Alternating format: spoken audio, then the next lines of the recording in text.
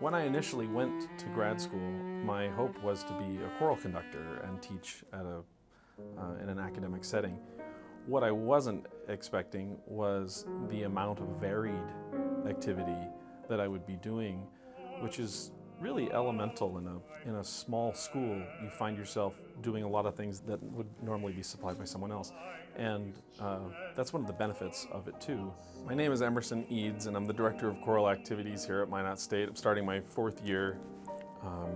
I came from Alaska. I was born in New Hampshire, raised in Alaska, went to the University of Alaska Fairbanks for my undergrad and master's, and then went to the University of Notre Dame for my doctorate. In the 3rd year of my doctorate at the University of Notre Dame, I was applying to schools and writing my thesis, of course, and singing and conducting and all the things that you do in grad school that drive you crazy, and I was applying to jobs. I guess I never really anticipated what exactly I would be doing. I was happy to get a job and happy to be here.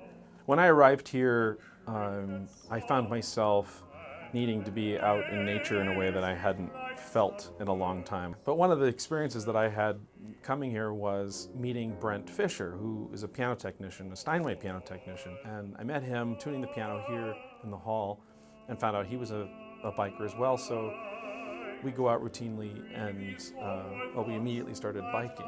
One of the things when you move from grad school, you leave all your friends that you made in grad school. When you leave to go to grad school, you leave all your friends and family that you left wherever you left from. And you find you actually have quite a number of rings and of friends and connections, but you also find that you're very lonely. And I think one of the things I'm most grateful for coming here is the people that were willing to connect with me on a deep level.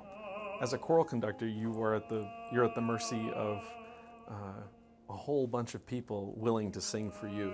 My composition teacher in Fairbanks was John Luther Adams, and his music is really music of environmental justice. It's calling attention to our cause here on Earth, and I think working with him, among other things, made me realize that my music had to be rooted in a cause. And then when I moved to South Bend for graduate school, when I was there and studying with Carmen Tellez, everything she did, every performance she ever did involved interdisciplinary art, such as dancing, such as light, such as art, such as anything. So being around that and writing music, I was always looking for things to be, I was looking for meaning that was not just musical, that had tie to place and time and community.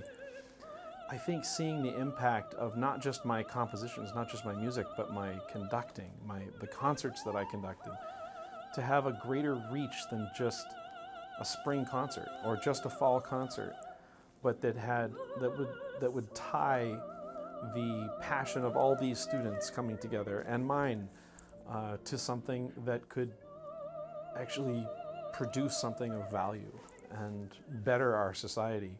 What better thing than choral singing to bring about a sense of community and